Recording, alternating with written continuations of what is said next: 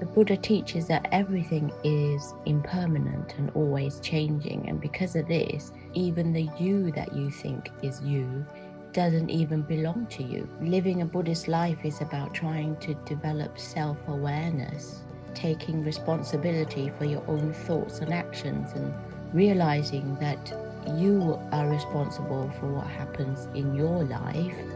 When you have this mindset, then meditation is a great tool. You find that you become more accepting of people and situations, and that you are more contented and at peace.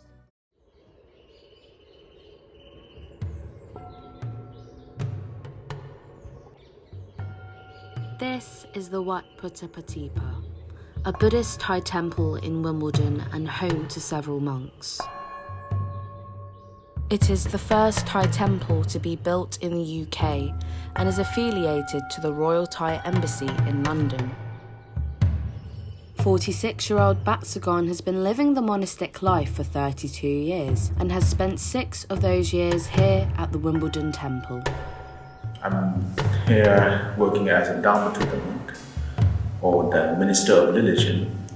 So my role is to look after meditation classes, giving a talk and teaching for English-speaking adults. In 1988, after finishing the elementary school, I became a novice monk.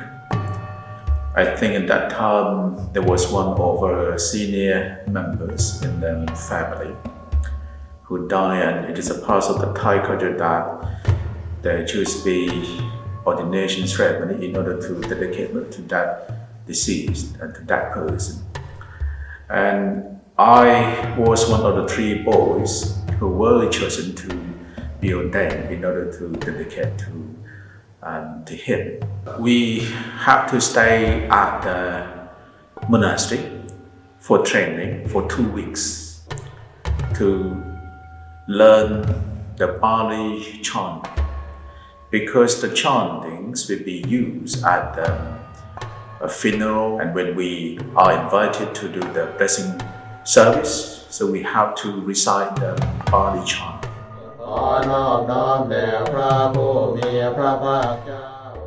Chanting is considered to be a sacred act.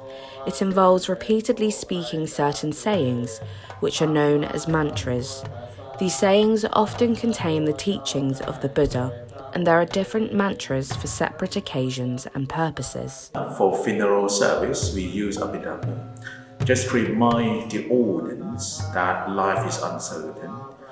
Whereas chanting at the blessing service is intended to those who are dead, so they can learn how to live their life and with mindfulness and meaningfully. I love the melody of chanting. By chanting, you admire the virtues of the Buddha. At the same time, you remind yourself of the teachings and you show your appreciation to the contribution made by the Sangha or the Holy Art. Paisan is a former Buddhist monk. From the age of 20 up until he was 35, he also spent his monastic life living here at the temple. He now has a family of his own and has returned to the lay life, a Buddhist term for followers who live the secular lifestyle. ออกมาได้ประมาณ 8-9 ปีแล้วก็มีภรรยามีลูกสาวคนหนึ่งอายุ4 ขวบตอนนี้ก็มีงานทำอยู่ที่แอร์พอร์ตคำสอนของพระพุทธเจ้าทั่วไปที่เราเรียนในพระพุทธศาสนามี3 ข้อหลักๆ1ก็คือไม่ทำชั่วอะไรที่เป็นความชั่วทั้งปวงไม่ทำ2ก็คือทำความดีทุกอย่างอะไรที่เป็นความดีทำ3พยายามฝึกใจตัวเองให้ใจให้สะอาดบริสุทธิ์ให้มีความสุขใจ In the Thai culture, it is a tradition for a man to be ordained as a monk when someone passes away in the family. It is regarded as a virtuous gesture. When Paisan's mother passed away, he chose the monk life in memory of her and to also show his respect. มีความเชื่อว่าบวชแล้วสามารถตอบแทนบุญคุณแม่ได้ไอ้รู้สึกมีความภูมิใจที่ได้อุทิศส่วนบุญให้แม่ ในความเชื่อของพุทธศาสนาว่าเราจะทำพิธีนี้ที่ให้แม่ได้บุญมากที่สุด A lot of the teachings in Buddhism is about death and accepting that mortality is inevitable. Pai San's wife, Sutida, who has been a Buddhist her whole life, feels that the teachings really helped her after being told some devastating news. 7 years ago, my dad was diagnosed with terminal cancer, and it was a very aggressive form of lung cancer. So within 2 months, it had spread to his back spine. The doctor said he would have about a year left to live, and I think, we all know that we're going to die one day, but when somebody says, you're going to only have 12 months left to live, or you're going to lose a loved one within 12 months, it really it is shocking, and it really hits you. And I think that's when I really valued Buddhism, because we accepted it. I thought that finding out that your parents is going to die would be the worst thing ever, which it was, but I was able to, and my dad as well, we were able to handle it quite well, because it's a part of life. You really understand how good the teaching is when you're faced with a problem.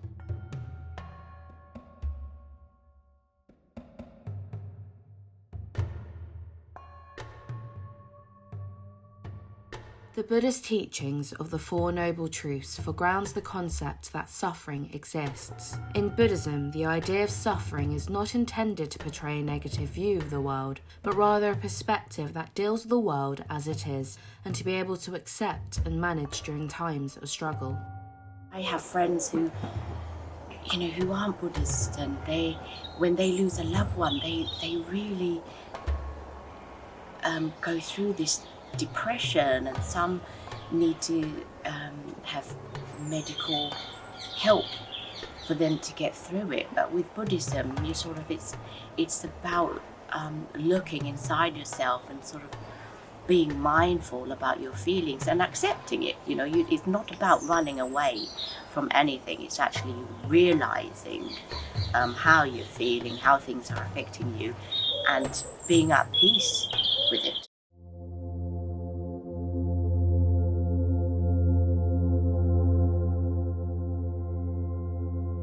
Meditation is an important practice in the Buddhist teachings.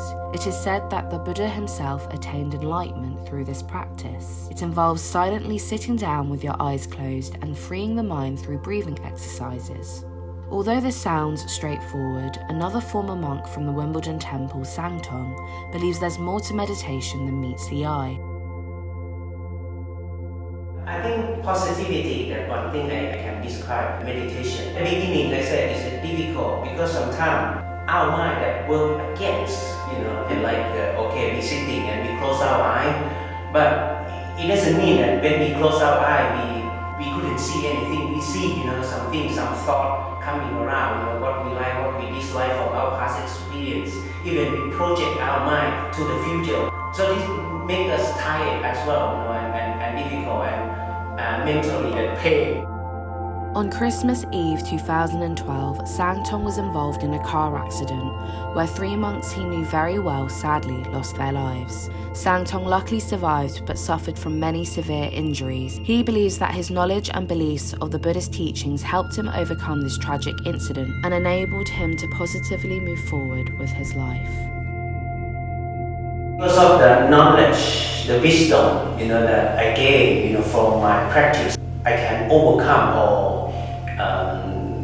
difficulty in my life. On the dying bed, I couldn't do anything, but I accept the truth of life. What happened is happened. Some people just remind me that, because your lower back, the bone broken, don't you think you're gonna lie on the bed for the rest of your life?